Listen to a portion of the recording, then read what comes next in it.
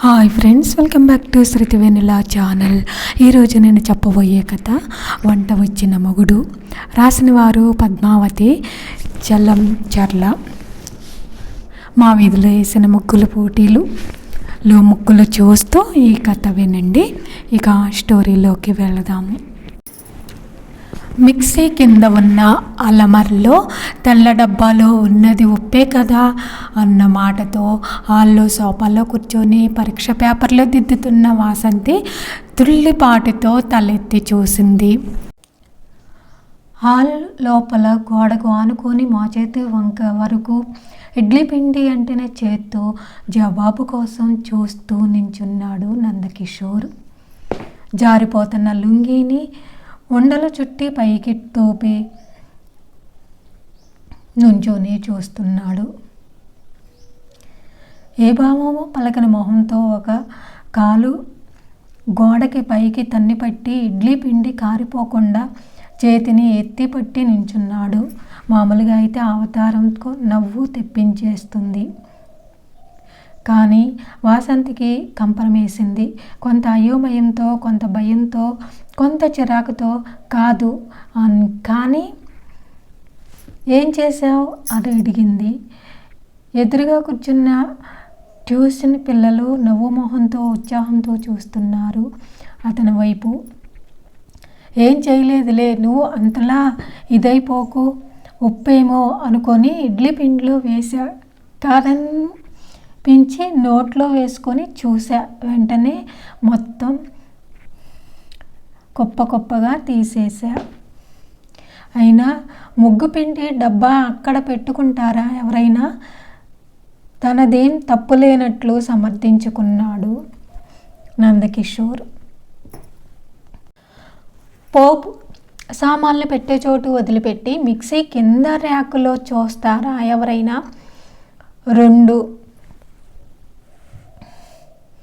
నత్తి పలుకుతూ ప్రశ్నించింది వాసంతి. అయినా నీకు మోచేతి వరకు పిండి ఎందుకంటింది? ఎన్నిసార్లు చెప్పాను గరిటితో కలపమని? చేతి నిండా గిన్నె నిండా పూసి పెడతావు. నేను వేసినప్పుడు ఇలాగే ఉంటుందా? గిన్నె కానీ చెయ్యి కానీ చిరాగ్గా పేపర్లో తలదూర్చింది. పిల్లలు కూడా టీచర్కి కోపం వచ్చిందని తలదించుకొని చదవటం మొదలుపెట్టారు. ఇడ్లీ పిండి అయినా దోసపిండి అయినా ఉప్పు వేసినప్పుడే చేత్తో కలిపితేనే సమంగా కలుస్తుంది, రుచిగా కూడా ఉంటుంది. చెయ్యి కడుక్కుంటావు అన్నాడు నందకిషోరు. మా అక్క కూడా అదే అంటుంది.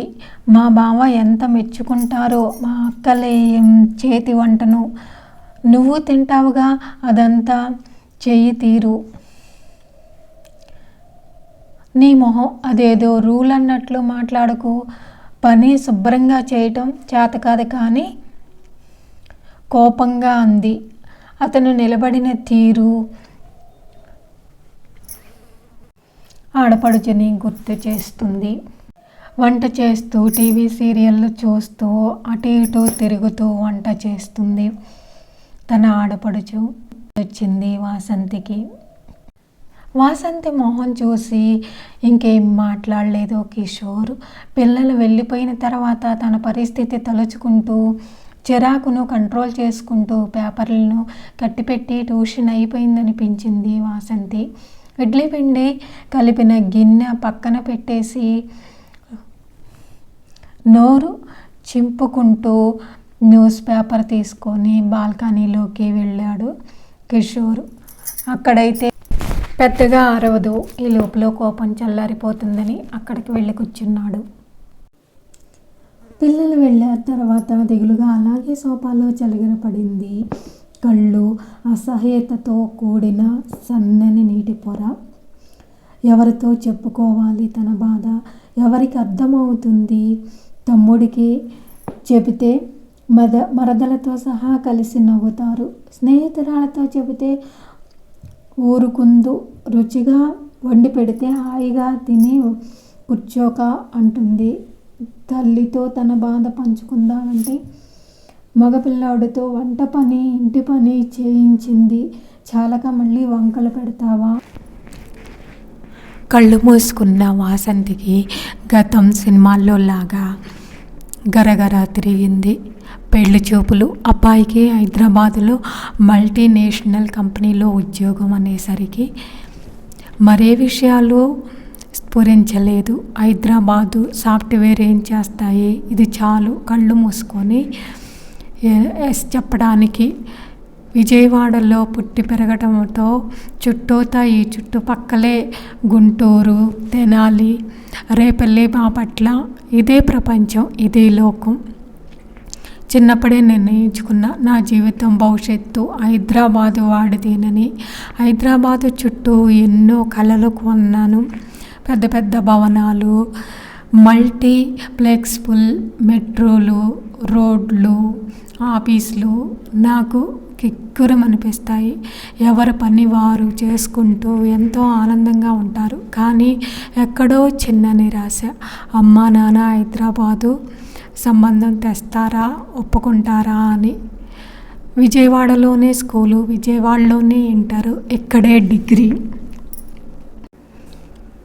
ఇక్కడే పీజీ, ఇక్కడే బీసెట్, ఇక్కడే ఉద్యోగం. నా జీవితంలో కృష్ణానది తప్ప మరేది లేదు. ఇంట్లో సంబంధాలు చూడటం మొదలుపెట్టినప్పుడు కల్పితంగా చెప్పా, హైదరాబాదు సంబంధం అయితేనే చేసుకుంటాను. దాని మొహంలే అంది అమ్మ. నేను వాళ్ళని పట్టించుకోకుండా హైదరాబాద్ కాని సంబంధాలను తిప్పికొట్టాను. ఫైనల్గా ఈ సంబంధం వచ్చింది. కిషోర్ హైదరాబాద్లో సాఫ్ట్వేర్ ఎంప్లాయ్. ఈ ఒక్క క్వాలిఫికేషన్ చాలు. నా జీవితం అంతా మెట్రో సిటీలోనే గడిచిపోతుంది. లాంగ్ డ్రైవ్లు, ఏసీ ట్రైన్లు. ఈ విజయవాడ మూలాన ఏనాడు ఏసీ ట్రైన్ మొహం కూడా చూడలేదు. అదృష్టం బాగుండి పెళ్ళి కొడుక్కి నేను నచ్చితే బిర్లా మందిరికి వస్తానని మొక్కుకున్న. కనకదుర్గమ్మను వదిలేశానని అనుకోకుండా. నా బాధ ఏంటో కనకదుర్గమ్మ తల్లికి తెలుసు. చుట్టుపక్కల ఊళ్ళ నుండి ఎవరు వచ్చినా కనకదుర్గమ్మ దర్శనం డ్యూటీ నాదే.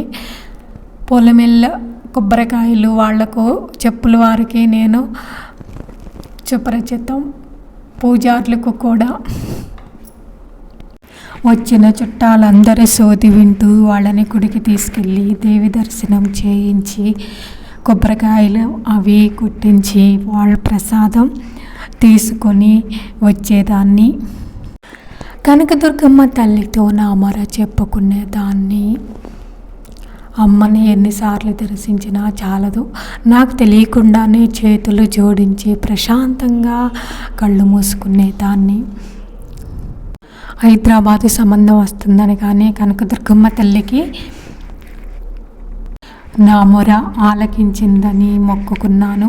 అబ్బాయి ఎలా ఉన్నా సర్దుకుపోవాలి, సంబంధం ఓకే చేయాలి అని అనుకున్నాను.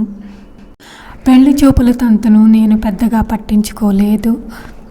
నా బుర్ర నిండా మెట్రో స్టేషన్లో మల్టీప్లెక్స్లు తిరుగుతున్నాయి. నిశ్చితార్థం రోజు చాపీగా చూశాను. నిజంగా చాలా బాగున్నాడు. తెల్లగా, ఎత్తుకు తగ్గ లావు. తన ఆలోచనలు, హ్యాబీలు అన్నీ తెలుసుకొని నన్ను నేను మార్చుకున్నాను. నాకు మొండితనం, కోపం బాగా ఎక్కువ. అవన్నీ కంట్రోల్ చేసుకున్నాను. నన్ను నేను మోడర్న్గా తీర్చిదిద్దుకున్నాను. హైదరాబాదు నేను కోరుకున్న నగరం, నేను కోరుకున్నట్లుగా సాఫ్ట్వేర్ భర్త. పెళ్లి సమయంలో తనకు కూడా వంట వచ్చునని తెలిసి మురిసిపోయాను. చుట్టాలు, స్నేహితులు కూడా నాది అదృష్టం అన్నారు. ఇద్దరూ కలిసి పని చేసుకుంటూ హాయిగా ఉండొచ్చు అనుకున్నాను. కొద్ది రోజుల విశ్రాంతి తర్వాత నాకు తోచిన ఉద్యోగంలో కాలక్షేపం చేయాలని నా ఆలోచన. కిషోర్ జాగ్రత్త కలవాడు. 3 బెడ్రూమ్ల ఫ్లాటు, దానికి తగ్గ సామాన్లు అన్నీ అమర్చి పెట్టుకున్నాడు. నా జీవితానికి ఇంకేం కొరత లేదనిపించింది. ఫైనల్గా నాకు విజయవాడ బెడద వదిలింది. అమ్మయ్య, నా జీవితం హాయిగా ఆనందంగా సాగిపోతుందిక. వాసంతి వాసంతి లే అన్న పిలుపుతో తెల్లారి మెలకువ వచ్చింది. కిషోర్ ఎప్పుడు లేచాడో ఫ్రెష్గా ఉన్నాడు. స్నానం చేశాడు అనుకుంటా. టైం చూసి 5:30. 5:30కే మీ స్నానం అయిపోయిందా? ప్రశ్నార్థకంగా చూశాను. యోగా కూడా చేశాను. మీరు యోగా కూడా చేస్తారా? నాలో విస్మయం. చేయకూడదా? జాబ్లో చేరిన తర్వాత చేస్తున్నాను. మంచి అలవాట్లు మంచిదేగా అని అన్నాడు నవ్వుతూ. నేను లేచి ఫ్రెష్ అయ్యి వచ్చేసరికి 2 కాపీలు వేడిగా పొగలగక్కుతూ ఉన్నాయి. చల్లని వాతావరణం. ఎంతమంది భర్తలు ఉదయాన్నే ఇలా భార్యలకు కాపీతో సుప్రభాతం చెబుతారు? మా అమ్మ అయితేనే. అంతలోకి వాసంతికి అమ్మ గుర్తొచ్చింది. పొద్దున్నే లేవమని, త్వరగా లేవలేదని దండకాలు. వద్దు ఆలోచనలొద్దు. చల్లని వాతావరణంలో వేడి కాఫీని ఆస్వాదించాలి అనుకుంది వాసంతి. వంటగదిలోకి వెళ్ళి చూసేసరికి అన్నీ నీట్గా సరిదేరి ఉన్నాయి. తను మాట్లాడే ప్రతి మాట కూడా నేనెంతో అదృష్టవంతురాల్ని అన్నట్లు అనిపిస్తుంది. వంటగది రోజు ఇలాగే ఉంటుందా? నేను వస్తున్నానని సర్ది పెట్టుకున్నాడు. అర్థం కాలేదు. నేను వచ్చి 2 నెలలు అవుతుంది. నువ్వు అసలు బయటికి తీసుకెళ్ళలేదు. ఈరోజు బయట భోంచేద్దాం అన్నాను. ఒకరోజు బయటికి వెళ్దాం, కానీ నేనే వంట చేస్తానుగా, ఇంట్లోనే భోంచేద్దాం అన్నాడు కిషోర్. ఏ మాటకా మాటే. కిషోర్ వంట బాగా చేస్తాడు. వంటే కాదు, ప్రతి పని ఒక ప్రణాళిక చేస్తాడు. నేను వంట మామూలుగా అందరిలాగే చేస్తాను. ప్రతిరోజు తినేటప్పుడు ఏదో ఒక కామెంటు, అది నాకు నచ్చలేదు. టమాటో పప్పుకి దొండకాయ వేపుడు బెస్ట్ కాంబినేషన్. అది కూడా దొండకాయ గుండ్రంగా కొయ్యాలి. దొండకాయ పప్పుకి వంకాయ కొబ్బరి కారం సూపర్గా ఉంటుంది. సాంబారుకి ఆలూ ఫ్రై కన్నా చామదుంప బాగుంటుంది. ఇవాళ గోంగూర పచ్చడి ఎండు మిరపకాయలతో చెయ్యి. మిరపకాయలతో పాటు ధనియాలు, జీలకర్ర వేయించు. రోజు భోజనం టైంలో ఇదో చర్చ. తనకి మొదట్లో ఇష్టంగా అనిపించింది. రాను చిరాకు మొదలయ్యింది. గుడికి వెళ్ళి వచ్చాము. పెసరట్టు వేసి పెడతాను అన్నాడు. మంచి నేతితో వేయించి పెట్టిన పెసరట్టును తిన్నాను. ఇంతలోకే వంట చర్చ మొదలుపెట్టాడు. ప్రశాంతంగా ఉన్న నాకు మళ్ళీ వంట చర్చ నచ్చలేదు. విసిగ్గా అనిపించింది. మంగళంలో పప్పు సన్నటి సెగ మీద వేయించాలి అని చెబుతుంటే నాకు అన్నెప్పుడు మూతపడిందో తెలియదు. నిద్రపోయాను. వచ్చిన కొత్తలో నన్ను నేను మోడర్న్గా మార్చుకోవాలని పాయింట్లు, జీన్స్ కొనుక్కున్నాను. ఆ జీన్స్ అతనికి నచ్చలేదు. ఏ జారియో చూడీదారు వేసుకోవచ్చుగా అన్నాడు. అప్పటి నుంచి అవి వేసుకోవటం పక్కన పెట్టాను. విజయవాడ ఒక నరకం అనుకుంటే ఇది ఇంకొక నరకంలా ఉంది. ఏంటిరా బాబు అని అనుకున్నాను. తోడి ఇక్కడ అతనికి ఒక అన్నున్నాడు, ఉస్మానియాలో డాక్టర్. బావగారు చాలా సరదా మనిషి. 2 పిల్లలు. జోకులైనా స్వెటర్లైనా చాలా సరదాగా వేస్తూ ఉండేవాళ్ళు. 2 అన్నా తమ్ముళ్ళు కలిశారంటే వంట టాపిక్. అమ్మెలా చేస్తుంది, బామ్మెలా చేస్తుంది, అక్కెలా చేస్తుంది అని వంట టాపిక్. మొదట్లో సరదాగా ఉండి ఎంజాయ్ చేసేదాన్ని. ఇప్పుడు అది అద్దెలు దాటి చిరాకు వస్తుంది. ఎన్నోసార్లు వార్నింగ్ ఇచ్చాను. వంటగది వైపు రావద్దని, వంట గురించి మాట్లాడవద్దని, వంకలు పెట్టవద్దని. కొంత కంట్రోల్లోకి వచ్చాడు. ఫ్లాష్ బ్యాక్ అయిపోయింది. ఆ చెయ్యి ఎత్తిపట్టి గోడకు ఆనుకున్న తీరు గుర్తొచ్చి ఒళ్ళు మండిపోయింది. బాల్కనీలోకి వెళ్ళి చూసా. బిక్కమొహంతో పేపర్ చూసుకుంటున్నాడు. తిరిగి వచ్చి సోఫాలో కూర్చున్నా. కళ్ళు మూసుకున్నా. ఎందుకు నాకు ఈ అసహనం? ఏం తక్కువైంది నాకు? ఏమిటి అతనితో ప్రాబ్లం?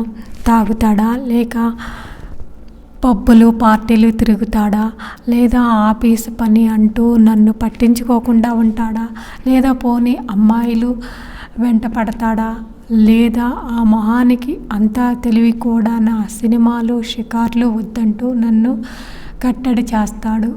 లేదు, తనకిష్టం ఉన్నా లేకున్నా నా కోసం వస్తాడు. నానమ్మ పెంపకంలో అతి జాగ్రత్తగా పెరిగాడు. అలాగే అతి మంచిగా తయారయ్యాడు. జీవితాన్ని పద్ధతిగా జీవించాలి అనుకుంటాడు. అన్నిటికి మించి నన్ను ఏనాడు ఒక్క మాట అనడు. చాలామంది భర్తల్లా భార్యని చిన్నచూపు చూడడు. నాన్న, బాబాయిలు, అమ్మను, పిన్నిలు ఎలా ట్రీట్ చేస్తారో, అసలు స్వాతంత్ర్యం ఉందా? వాళ్ళ అజమాయిషీని భరిస్తూ అలా బతికేస్తూ ఉంటారు. నేను ఉద్యోగం చేయలేకపోవడం నా ఇష్టానికి వదిలేశాడు. నేను ఫ్రాక్స్ జీన్స్ వేసుకున్న అభ్యంతరం చెప్పాడు. నన్ను నేను అప్డేట్గా చూసుకోవటం కోసం బోధన నాకు ఇష్టం కాబట్టి స్కూల్లో ఉద్యోగం చేస్తున్నా. దేనికి అడ్డు చెప్పడు. స్త్రీలకు పెద్దలకు గౌరవం ఇవ్వాలనుకుంటాడు. వీటిల్లో ఏ తప్పు ఉంది? నాకు టీచింగ్ ఇష్టం, అతనికి వంట అంటే ఇష్టం. అది నాకెందుకు కష్టాన్ని కలిగిస్తుంది? లేచి బాల్కనీలోకి వెళ్ళి ఆకలేస్తుంది, అన్నం తిందాంరా, ఉల్లిపాయ సన్నగా తరిగి పచ్చిమిర్చి వేసి ఆమ్లెట్ ఎత్తు కానీరా అని తనకి అర్థమయ్యే పద్ధతిలో పిలిచాను. వెటకారంగా ఉందేమని నా ముఖంలోకి చూశాడు. లేదు, మామూలుగానే ఉంది. ఈవేళ అలా కాదు. ఎండుమిర్చి ప్లేట్స్, కచ్చాపచ్చాగా దంచిన 4 మిరియాలు, సొంటి పొడి వేసి చేస్తా చూడు ఎలా ఉంటుందో. ఉత్సాహంగా లేచాడు. అబ్బా, ఈ వంటలు వచ్చిన మొగుడితో ఎలాగమ్మా వేగేది అని అనుకున్నాను. ఈ స్టోరీ మీకు నచ్చితే లైక్ చేయండి, కామెంట్ చేయండి. Please subscribe my channel. Thank you for watching.